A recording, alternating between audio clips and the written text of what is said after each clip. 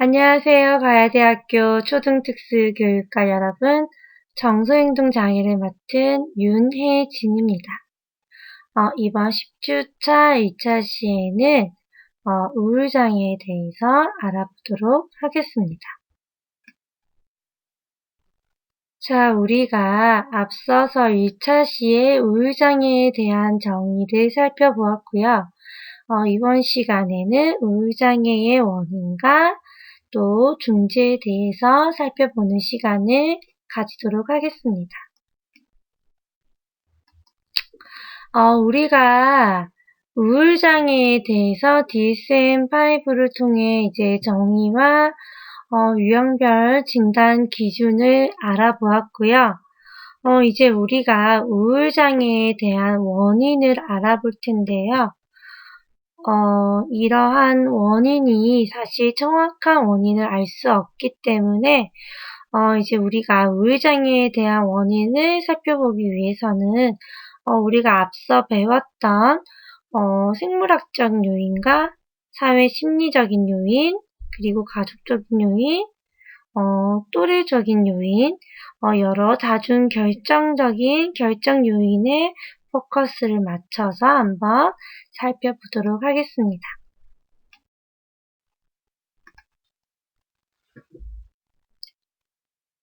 우리가 이제 우울장애에 대한 원인을 알아보는데 이제 이론적인 모델을 통해서 한번 살펴볼 수가 있어요. 정신역동적 이동과 애착이론, 그리고 행동주의, 그리고 인지론으로 좀 나눠서 볼 수 있는데요.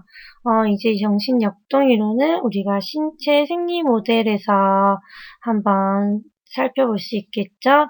여기서는 이제 유전적인 요인과 기질적인 요인, 그리고 생화학적인 요인이 이제 우울장애에 영향을 미친다라고 이제 말을 하고 있어요.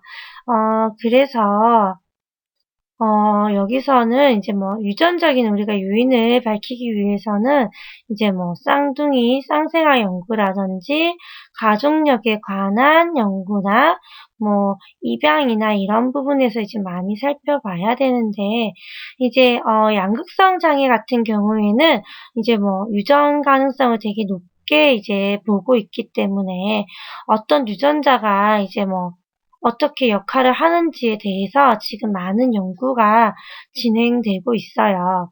그래서 이제 우울장애도 이제 양극성 장애보다는 아직까지는 많이 보고 있진 않지만 그래도 영향력을 가지고 있다라고 말을 하기 때문에 이런 유전적인 요인이 되게 중요하다라고 요즘에는 이제 말을 하고 있어요. 이게 보면 이제 아동기나 청소년기에 이제 아동이 우울장애가 있다. 이런 경우에 보면 이제 친척이나 가족이나 같은 형제 자매에서 우울장애를 가지고 있는 비율이 다른 평균보다 높게 나타나기 때문에 이제 이러한 우울장애가 가족력과 연관이 있다라고 이제 추정을 하기도 해요. 그리고 이게 앞서서 많이 이제 조사를 하고 연구를 한 데서 보면 이제 우울장애가 유전적인 영향이 있기는 하지만 또 반대로 심한 우울장애를 가진 집단은 이제 유전적인 연관보다는 오히려 그러한 같은 환경에서 이제 그런 스트레스를 함께 이제 경험하거나 받고 자란 형제자매가 이제 이런 유전보다는 그런 환경 속에서 이제 경험한 것 때문에 같은 우울장애 증상이 나타날 수 있다라는 연구가 또 있어요. 이 연구를 이제 바꿔서 얘기를 하게 되면 이제 우울장애가 발생하는 이유가 유전적인 요인도 영향이 물론 있겠지만 유전적인 요인보다는 어때요? 환경적인 영향이 매우 중요하다라고 얘기를 하는 거예요. 그리고 우리가 애착이나 이런 데서 보면 이거를 우리가 기질적인 요인을 좀 중요하게 생각을 하고 관심을 많이 이제 가지면서 이제 또 보고 있는 게 많은데요. 이제 이거를 예를 들자면 유전적으로 우울장애를 이제 가지고 있는 요인이 있는 아동이 보면 성격이나 이제 기질 자체가 되게 뭐 수줍고 나서는 게 어렵고 뭐 사회적으로도 좀 위축되고 약간 내성적이고 이러한 기질을 가지고 있기 때문에 사회적 상호작용이 되게 뭐 소극적이고 또 또래 관계나 대인 관계에서 이제 어려움을 가질 수 있다라고 이제 할 수 있다는 거예요. 그렇다면 이제 이렇게 내성적이고 소극적인 기질을 가진 이제 뭐 아동이나 청소년이 뭐 거기서 발생하는 대인관계에서 이제 문제가 생기게 되고 또 학교나 뭐 가정이나 또는 뭐 사회에 나가서 생활하는 데서 스트레스가 많이 발생을 하게 된다. 그러면 이제 아무래도 그러한 상황을 대처한 능력이 이제 그러한 스킬이 또 부족하게 된다는 것이니까 그로 인해서도 우울장애가 나타날 수 있다. 이렇게 표현을 할 수 있는 거예요. 그래서 이제 우리가 뭐 우울장애의 뭐 유전적인 요인을 가지고 있다. 집에 우울장애를 가진 어른들이 많다. 뭐 그런 아동이지만 또 나는 그런 우울장애가 있는 집에서 컸지만 나는 되게 적극적이고 무엇이든지 뭐 긍정적으로 생각할 수 있는 기질을 가지고 있다. 그렇다면 아무래도 조금 우울할 수 있는 그런 부족한 상황에서도 더 긍정적으로 반응을 하고 자신이 받는 스트레스에 대해서 어느 정도 긍정적인 대처를 할 수가 있기 때문에 우울장애를 가지지 않을 수 있다는 거죠. 그렇기 때문에 이제 뭐 그런 기질적으로 내가 긍정적인가 또 소극적인가 이런 부분에 그런 기질이 이제 스트레스를 어떻게 처리를 할 것인가 이런 걸 통해서도 이제 우울장애에 대해서 뭐 또 많은 부분의 변화가 있을 수 있다는 거예요. 그러면 우리가 이제 우리가 항상 정신운동 장애는 어때요? 뇌랑 뭐 호르몬에 대해서도 한 번쯤은 생각을 해봐야 될 것 같죠? 이제 그런 부분에서도 보면 뭐죠?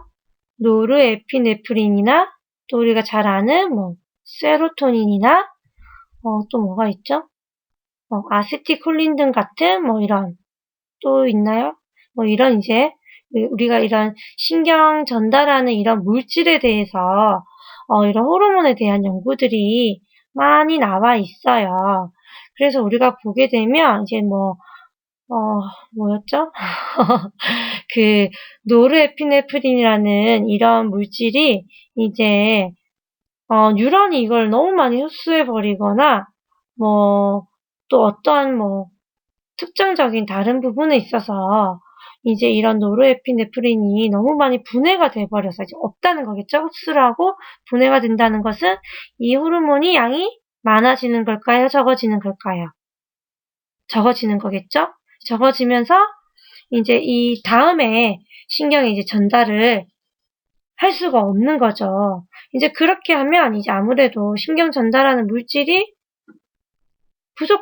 부족하게 되니까 이제 이런 부분에서 이제 우울장애에 또 영향을 미칠 수가 있다라는 거예요. 이렇게 뭐 신경 전달 물질과 신경 조절 뭐 하는 그런 부분에 호르몬이 분비가 뭐 부족하게 되기 때문에 이러한 아주 복잡한 이러한 상호작용에서 원활하게 일어나지 못하기 때문에 또 뭐 우울장애가 생길 수 있다.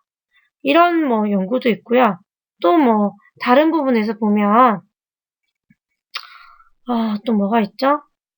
이제 뭐 이거는 이제 아동이 아니라 성인에 대한 이제 뭐 호르몬이나 우울증 장애를 이제 봤을 때에 뭐 우리가 스트레스를 받게 되면 나오는 호르몬이 뭐죠? 코르티솔이죠.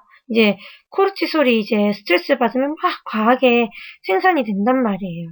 이게 생산이 되게 되는데 이제 이게 생산이 되면 이 스트레스를 지금 받고 있다 이렇게 우리가 인지를 하게 되고 그로 인해서 우리가 해결하기 위한 다른 방안이나 생각을 할 수 있게 되는데, 이제 이런 우울장애를 가진 사람을 보면, 이제 이 스트레스를 받을 때에 이런 코르티솔이 분비가 이제 거의 안 된다는 거예요. 그러면 내가 이 스트레스를 해결을 해야 된다라는 인지를 못하게 되니까 점점 그게 쌓이면서 이제 우울장애가 발생할 수 있다, 이렇게도 된다는 거예요.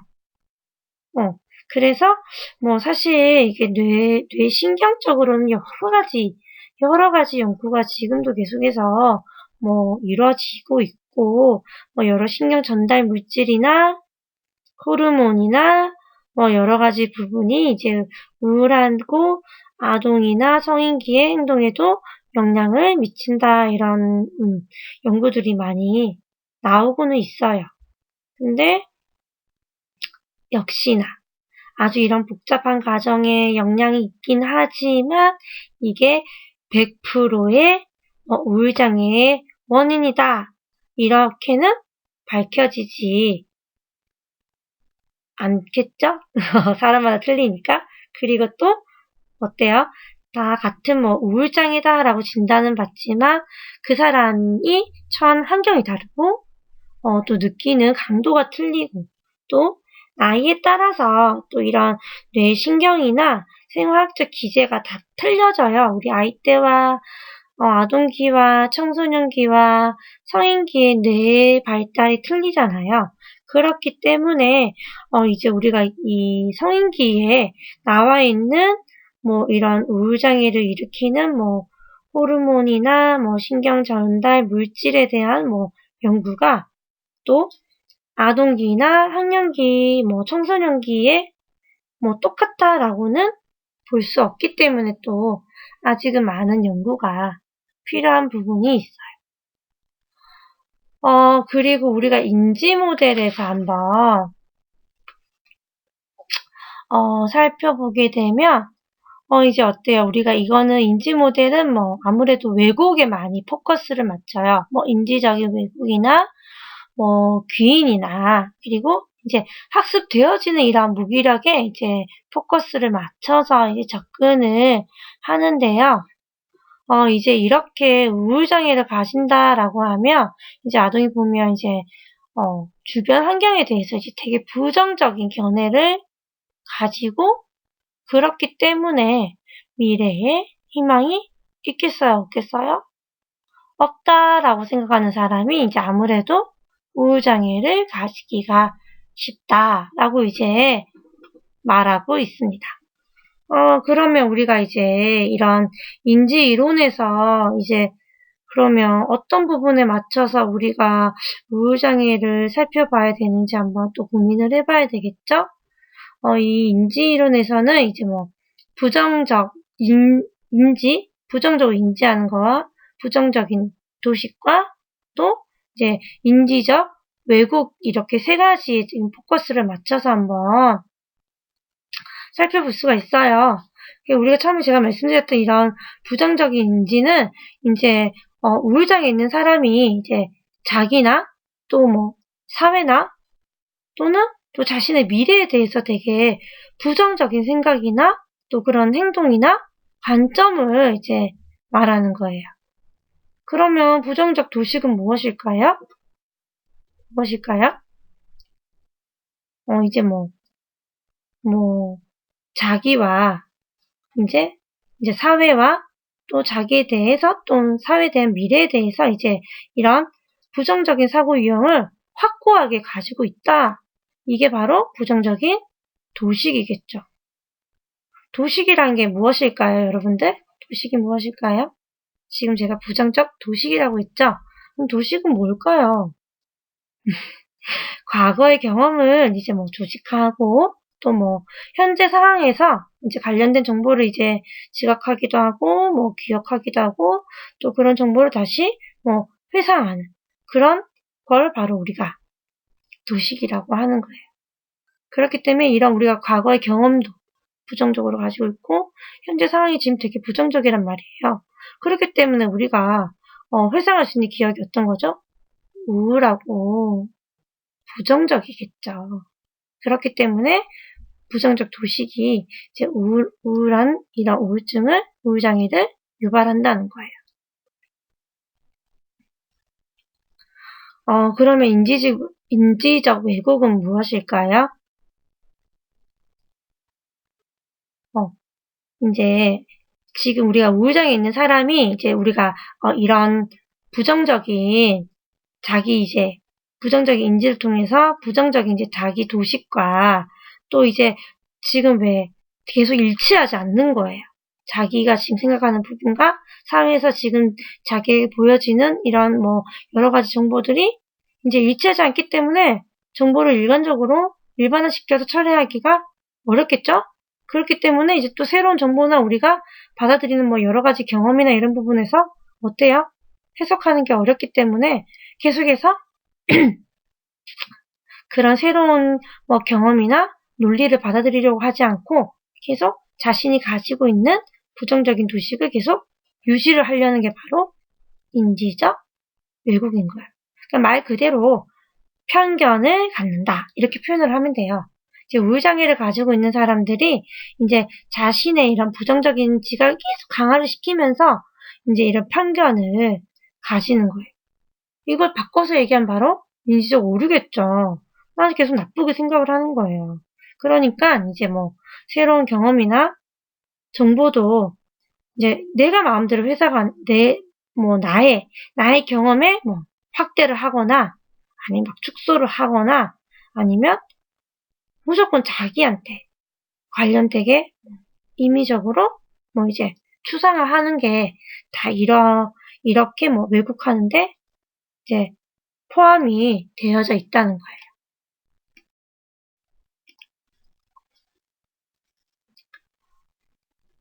이제 우리 우울장애를 가지고 있는 뭐 아동이나 사실 청소년들은 이제 자존감이 낮기도 하고 또 자기 비난이나 비관주의에도 많이 빠져 있고 슬픔을 되게 확대해서 해석하려는 이제 경향이 좀 있어요.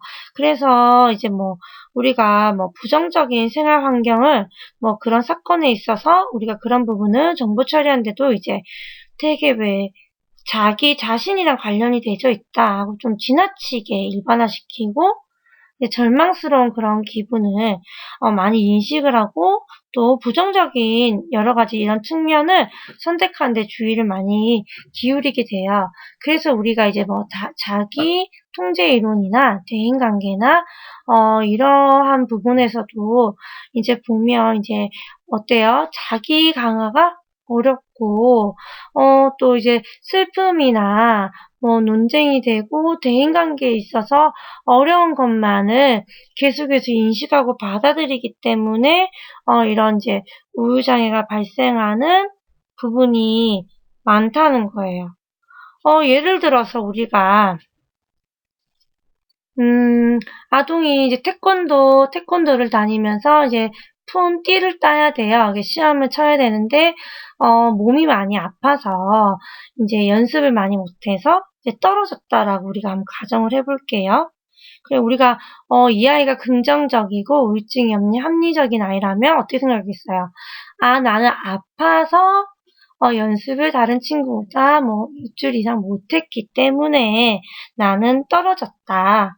그렇다면 나는 다음번 시험에 다시 연습을 해서 도전을 하겠다라고 말을 할 수 있겠죠. 그런데 뭐 조금 뭐 우울장애를 가진 아동이 생각하면 나는 왜 애들이 아프지 않을 때 나는 아팠을까? 나는 아팠어도 손발을 움직일 수 있었는데도 불구하고 뭐 나는 누워 있었다. 이것은 내가 아픈 게 아니라 뭐 게으른 것이다. 막 이런 식으로 자기 자신을 비난하고 또 그게 또 과대하게 확대가 되면 어때요? 나는 이제 이렇게 해서 살아갈 가치도 없다. 너 남들이 다 하는 태권도 품을 나만 못 땄다. 이렇게 생각을 하면서 어때요? 식음을 전폐할 수도 있겠죠. 어때요? 이게 사실 누구나 실패를 할 수도 있고, 긍정적이지 못한 그런 결과를 우리가 살다 보면 가질 수 있어요. 그런데 이제 그 결과를 우리가 어떻게 받아들이냐. 그 결과가 나오기까지의 나의 행동을 어떻게 해석하고 받아들이냐에 따라서 이제 많은 결과가 달라질 수가 있다는 거예요. 그리고 또 우리가 어떤 부분에서 또 고민을 할 수 있겠죠? 또 어떤 부분에서 우리가, 원인을 또 찾아볼 수가 있을까요? 이제 또, 우리가 보면 원인홍적 기인에 따라서 또 우울장애가 나타날 수가 있어요. 이거는 무엇이냐면, 이제, 우울장애를 이제 가지고 있는 사람들이 이제 어때요? 모든 이제 부정적인 사건에 대해서 누구를 비난하는 거예요? 자기 자신을 비난하는 거예요. 그리고 아무리 시간이 나가도 똑같이 자기 자신을 비난하는 거예요. 그리고 또 그게 한 가지 상황이 아니라 모든 상황에서 어떻게 해요? 자기 자신을 비난하는 거예요. 그러면 사실 우리가 스트레스를 받다 보면 이게 왜 스트레스를 내가 받았는지 무슨 이유가 있을까 고민을 해볼 수 있어요. 내가 뭐 다른 사람을 통해서 받았는지 아니면 환경의 원인이 있는지 뭐 여러 가지 생각해 볼 수 있는데 이런 부분에서 뭐 자기적인 통제나 이런 부분에서 이제 보면 모든 게 다 내 탓이라고 비난을 하는 거죠. 내가 잘못을 했고, 내가 잘못 환경을 만들었고, 내가 이 사람에게 먼저 이렇게 했기 때문에 이 사람이 나한테 이렇게 하는 거다. 이렇게 하는 사람이 바로 이제 우울장애를 가질 수 있고, 자기 통제 이론에서도 이제 문제가 된다. 이렇게도 이제 볼 수 있는 거예요. 나와 있는 우리 뭐 사회 환경이나 감정 조절이나 이런 부분에서도 제가 이제 앞서 말했던 것처럼 다 이제 볼 수가 있어요. 우리가 다르게 얘기하면 이미 우울이 학습이 되었다라고 하는 거예요. 뭐 내가 이렇게 했으니까 그런 거예요. 뭐 계속해서 제가 했기 때문에 이런 거예요라고 얘기를 하면 이제 어떻게 되냐면 지금 우리 아동기나 학령기는 열심히 성장하고 받아들여야 되는 시기잖아요. 그런데 이렇게 학습되는 무기력이 계속해서 될수록 이제 나는 뭘 해도 안 되는구나. 이래도 안 되고 저래도 안 되니까 나는 이제 더 이상 안 해야겠다. 이렇게 학습적으로 무기력을 받아들이겠죠. 그게 바로 학습된 무기력이겠죠. 그러면 어때요? 관계 형성을 안 하려고 하겠죠. 사회에 나가고 싶을까요? 나가지 않으려고 하겠죠. 그리고 누굴 만나지도 않고 대인관계에서 되게 부정적이라서 회피하고 싶고 막 그런 부분이 있습니다. 그러면 또 우리가 여기 책에는 없지만 조금 중요하게 또 한번 살펴봐야 되는 부분이 바로 생태 환경학적인 부분이에요. 생태 환경학이라고 하면 지금 우리는 어떤 부분을 살펴볼 수 있을까요? 가정과 학교겠죠. 이제 아무래도 아동기와 청소년기에는 제일 많은 시간을 보내는 게 바로 가정과 학교예요. 그렇기 때문에 이런 아동에게 우울장애에 되게 큰 영향을 미칠 수 있는 부분이 바로 가정 환경과 학교 환경이에요. 그 중에서 가정 환경이라고 하면 부모의 이런 심리 병리적인 부분이나 가정에 대한 불안함, 아동 학대, 가족 해체 등을 좀 들어서 볼 수가 있어요. 이게 많은 연구를 통해서 보면 이제 부모의 우울장애가 이런 자녀의 우울장애와 높은 상관관계가 있다라고 말하는 것 자체가 이제 부모가 되게 우울해서 가정에 불화가 생기면 이제 또 아동에게 그 영향이 간다. 이렇게 보는 거예요. 그래서 이제 우울장애를 가진 부모 밑에 있는 아동이 다른 아동들보다는 청소년기 전에 이제 그러니까 아동기에 이런 주요 우울장애를 가질 확률이 높다. 그리고 또 어때요? 뭐 그에 따라서 불안장애나 공포나 뭐 우리 여러 가지 약물 중독에 걸릴 확률도 높아진다. 이렇게 이제 연구가 나온다는 거겠죠. 이게 환경에서 주는 영향이 어쩔 수가 없는 것 같아요. 이제 그래서 이제 뭐 부모가 우울장애가 있고 심리병적으로 뭐가 문제가 있고 하면 아무래도 가질 수가 아동이 높을 수밖에 없다라는 거 우리가 좀 막연히 알고는 있어요. 알고는 있는데 우리가 뭐 약간 뭐 추상적으로 모호하게 맞아요. 엄마 아빠가 우울장애면 아이가 우울장애가 올 수 있죠. 라고 말을 하면 우리가 그렇게 상담하는 데 있어서 신뢰를 줄 수가 있을까요? 없겠죠. 그러면 우리가 왜 부모가 우울장애를 가지고 있는 경우에 또 자녀가 이런 심리병리적 장애를 가질 수 있는 확률이 높을까요? 라고 뭐 물어봤을 때 우리가 정확하게 어느 정도의 신뢰를 줄 수 있는 이유를 설명할 수 있어야 돼요. 제일 첫 번째로 뭘까요? 뭐 유전적인 이런 부분에서 부모와 아동이 공유를 하고 있다. 그렇기 때문에 부모가 가진 이런 불안적인 우울적인 유전자를 아동이 가질 수 있는 확률이 높을 것이다. 이렇게 말할 수 있겠죠? 그리고 두 번째로 보면 뭐예요?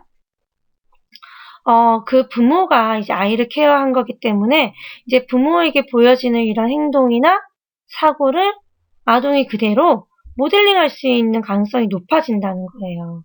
그러니까 부모가 우울장애로 통해서 자신이 표현하는 이런 행동을 아동이 고스란히 모델링으로 이제 그 행동을 따라함으로써 또 아동에게 우울장애가 생길 수 있다라는 거죠. 그리고 또 다른 이유가 뭐가 있을까요? 아무래도 이제 부모가 우울장애를 가지고 있다 보면 이제 뭐 가정이든지 또 뭐 우리가 뭐 경제적인 부분이든지 이런 부분에 아무래도 일반적인 가정보다는 문제가 생길 확률이 높겠죠. 그렇기 때문에 이제 생활 환경이 조금 나빠질 수 있고 일반적인 생활 환경보다는 좀 더 뭐 부족하거나 부정적인 생활 뭐 환경이 일어날 수 있는 확률이 높기 때문에 또 똑같이 아동에게 부정적인 결과를 초래할 수 있을 것이다. 라고 또 말을 할 수가 있어요. 그러면 또 어떤 뭐 원인이 있을까요? 우리는 아동기 때 아직까지 이 하는 행동이 옳다, 그르다를 판단하기가 어렵죠. 근데 그걸 누가 해주죠? 부모가 이제 그 자녀의 행동을 이거는 해도 되는 행동이야, 하면 안 되는 행동이야, 이거는 이런 상황에서 이런 말을 사용해야 돼, 이런 상황에서 이런 말은 적절하지가 않아, 라는 부분을 이제 우리 부모가 이제 그런 자녀의 여러 가지 말과 행동을 감독하는 역할을 해요. 그런데 이제 우울장애를 가지고 있는 부모들은 아무래도 자신의 이런 우울장애를 극복하는 데도 많은 시간을 할애하기 때문에 이제 자녀에 대한 뭐 생활 스킬이나 뭐 학업을 이제 감독하는 시간이 작겠죠. 그렇기 때문에 아무래도 우리가 이런 자녀가 하는 뭐 문제 행동이나 이런 부분에 관심을 좀 덜 갖게 되니까 아동이 이 자기가 하는 행동이나 뭐 언어나 이런 부분에서 써도 된다 안 된다를 판단하기가 어려워서 또 거기서 좀 더 또 아동에게도 뭐 우울장애나 정신행동 장애가 일어날 가능성이 높아질 수 있다는 거예요. 이거를 또 바꿔서 얘기하면 우울장애를 가지고 있는 부모는 양육의 스킬이 좀 부족하다. 그렇기 때문에 아이가 좀 부족한 스킬로 인해서 또 다른 이제 정서적인 장애가 발생할 수 있다. 이거를 또 우리가 예를 들면 어떤 거죠? 뭐 엄마가 일관성 없는 훈육이죠. 자기가 기분 좋을 때는 아이가 막 어지러 놓고 정리를 하지 않아서 괜찮아 엄마가 치울게 라고 말했다가 엄마가 굉장히 우울하고 기분이 안 좋을 때 아이가 장난감 얻으면 너 내가 치우라고 했지? 누가 이렇게 어지럽어? 이렇게 아이를 막 훈육을 하면 아이가 어땠어요? 엄마가 자기를 훈육하는 일관성이 없죠. 혼란스럽겠죠? 그러면 엄마에 대한 말이 신뢰가 있겠어요? 없다는 거죠. 그렇게 되면 이제 부모, 자녀 간에 이제 상호작용 자체가 되게 부정적으로 된다는 거예요. 그러면 아동에게도 또 다른 그런 부분에 있어서 우울하고 부정적인 부분이 발생한다는 거죠. 또 우리가 왜 우리가 가진 긍정적인 마인드를 나눠줄 수 있다라고 표현하는데 지금 부모가 굉장히 자기가 불안하고 우울하고 감정 공유가 안 된단 말이에요. 그렇다면 지금 나는 계속 불안해서 숨이 쉬어지지 않는데 아동에게는 그래 지금 너무 우리는 행복해 이런 환경은 편안한 환경이야 이런 말을 할 수 있을까요? 어렵겠죠. 이제 그렇다는 말을 바꿔서 얘기하면 이제 우리가 이제 긍정적인 이제 정서 지원을 제공하기가 어렵다 이렇게 말을 할 수 있겠죠. 이제 그로 인해서 우리가 또 부모 자녀 간의 애착관계가 어때요? 이제 불안해지는 거예요. 그렇죠. 이제 이런 여러 가지 이유로 이제 아동에게도 우울장애가 발생할 수 있다. 근데 우리는 이렇게 이러한 원인이 있기 때문에 이제 아동에게도 우울장애가 발생할 수 있습니다. 라고 이제 우리가 상담을 하거나 말을 전달할 수 있겠죠? 그렇다면 지금까지 제가 말했던 것처럼 우울장애를 가지고 있는 부모의 자녀들은 다 우울장애를 가지게 될까요? 이런 심리병리적인 이런 장애를 가지게 될까요? 아니라는 거예요. 왜 아닐까요? 내가 우울장애를 가지고 있지만 그래도 우리 자녀가 아동이 이제 이런 정서적인 변화를 가지고 있다는 부분에 나는 지원을 못해도 여러 가지 도움을 받아서 정서적인 지원을 부모가 하게 되면 또 자녀는 안정적으로 또 애착 형성도 할 수도 있고 긍정적인 상호작용을 경험함으로써 이제 아무래도 이런 심리병적인 장애를 가지지 않게 될 수도 있다는 거예요. 가정 환경에서 이렇다고 하면 우리는 그러면 학교 환경은 어떨까요? 학교 환경에서는 이제 학업의 실패라든지 또 또래와의 관계에서도 또 많이 이제 볼 수가 있어요.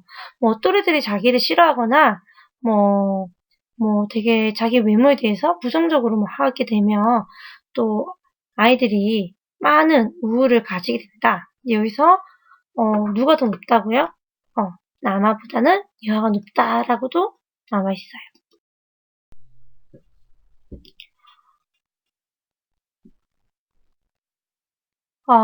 이제 이 그림에서 보면 이제 아동이랑 이제 청소년기의 우울에 대한 이제 통합적인 모델 그림으로 이제 보면 다 모든 부분이 상호작용을 하고 있다라고 볼 수 있죠. 이제 감정 조절을 실패하게 되고 또 대인관계 능력이 또 부족해서 또는 자기가 또 이게 감정 조절이 안 되는 거, 가족적인 거, 유전적인 거, 또 스트레스와 내면적인, 외면적인 우울이 모든 게 통합적으로 발생할 수 있다라는 그림이에요. 그래서 여러분들이 이런 한 가지에만 국한되는 게 아니라 이런 다양한 여러 가지 요인이 계속 상호작용이 되면서 아동이나 청소년들에게 이제 우울장애가 발생할 수 있기 때문에 이제 이것을 여러분들이 기억을 하게 되면 이제 여러 가지 원인을 다양하게 살펴볼 수 있겠죠. 그렇기 때문에 이 표는 한 번 더 여러분들이 한번 살펴보길 바랄게요. 자, 이제는 우울장애 중재입니다. 행동치료는 이제 이 행동치료 목표가 이제 어때요? 긍정적인 이제 강화를 통해서 이제 긍정적인 행동을 증가시키고 또 환경으로부터의 그런 부정적인 부분을 부적 강화로 줄이는 거에 이제 포커스가 맞춰져 있어요. 그래서 이 행동치료는 이제 대인관계, 긍정적인 이제 대인관계를 유지하는 스킬이라든지 또 내가 사회적으로 잘 대처할 수 있는 이런 스킬을 가르치고 또 우리가 왜 그런 불안, 내가 가지고 있는 불안이 어떤 것인지, 그래서 이런 불안을 어떻게 내가 굉장히 릴렉스 할 수 있는지, 이런 릴렉스 할 수 있는 스킬을 함께 가르치는 게 포함이 되어져 있어요. 그렇다면 인지치료는 무엇일까요? 이게 인지치료는 이제 뭐 부정적인 인지나 또는 부정적 도식이나 또 우리가 앞에서 배웠던 인지적 왜곡에 관련된 이제 개념의 이제 근거에서 이제 치료를 하는 건데요.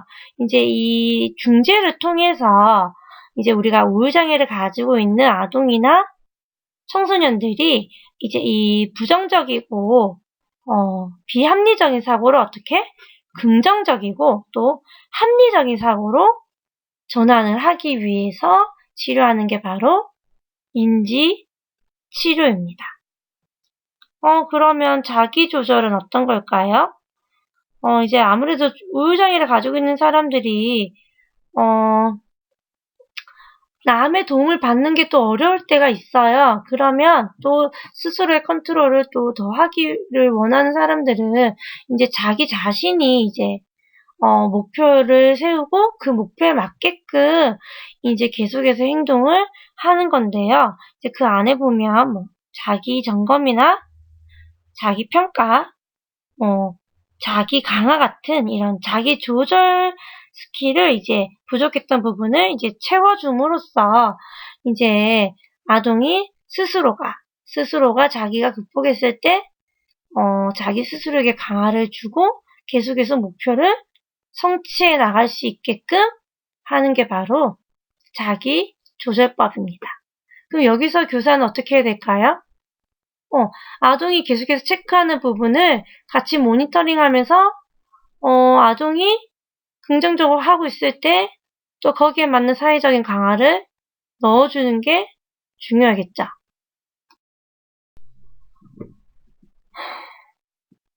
이 인지행동치료는 이제 우리가 심리사회적인 중재의 가장 일반적인 형태예요.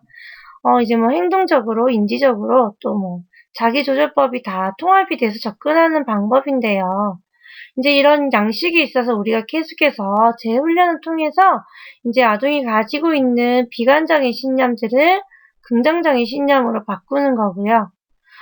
이제 대인관계 치료에서는 이건 아동만을 치료하는 게 아니라 이제 이 우울장애를 가지고 있는 아동들과 또 이 가족들 간의 긍정적인 이제 상호 교류를 할 수 있게끔 하는 거죠.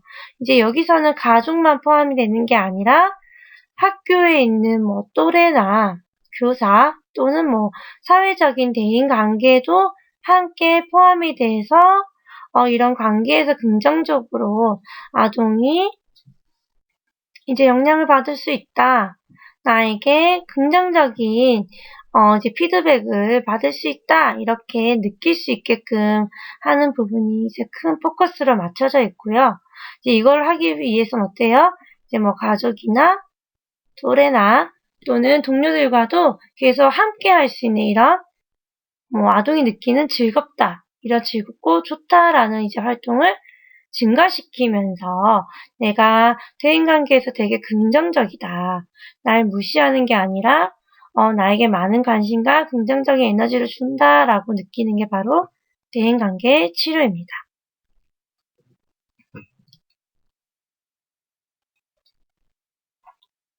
지지적인 치료 같은 경우에는요.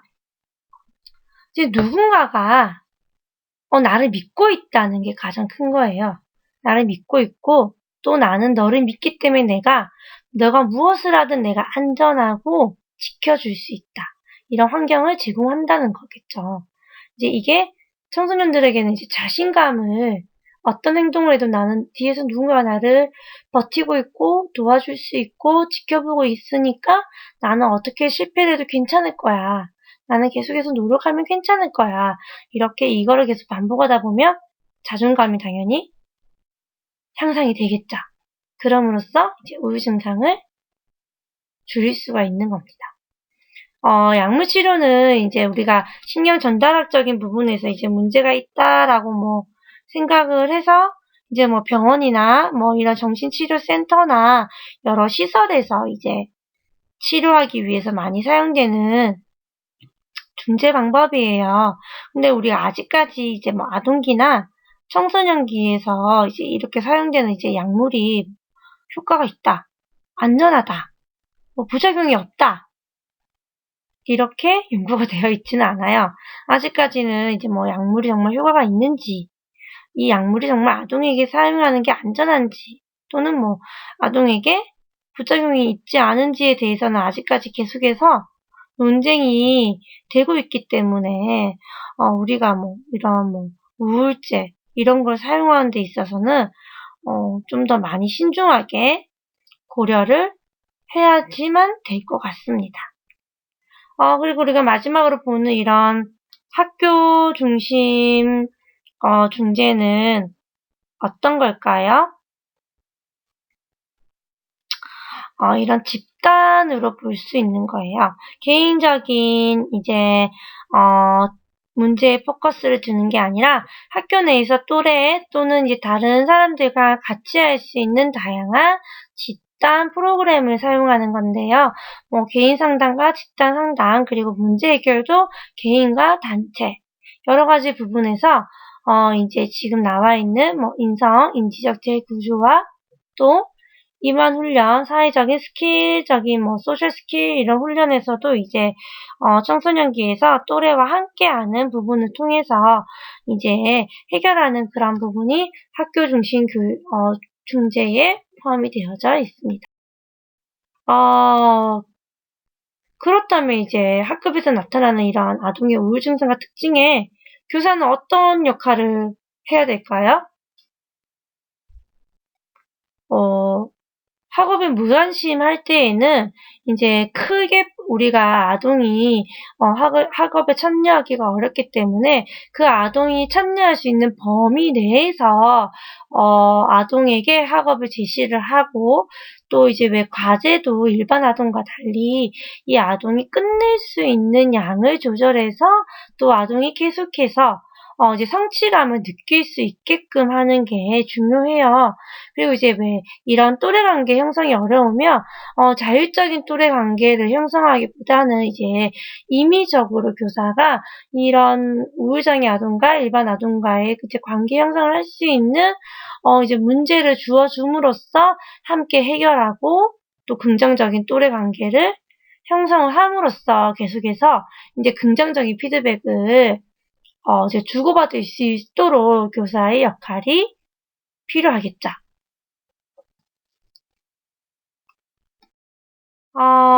우리가 이제 2차 시를 걸쳐서 이제 우울장애에 대해서 한번 이제 알아봤어요. 이제 우울장애를 치료하기 위해서 여러 가지 중재 방법도 함께 한번 알아봤는데요. 네, 아직까지 이 중재 효과가 있긴 하지만 이게 많이 일반화되고 지속시킬 수 있는 우리가 체계적인 중재 프로그램이 개발되어 있지는 않아요. 여러분들이 이제 현장에 나갔을 때에 이런 아동의 우울장애에 대해서 좀 더 지속적으로 우울장애가 개선되고 완화될 수 있는 이런 중재 프로그램을 개발할 수 있는 멋진 특수교육의 전문인이 되기를 바라면서 이제 2차 시를 마치도록 하겠습니다. 감사합니다.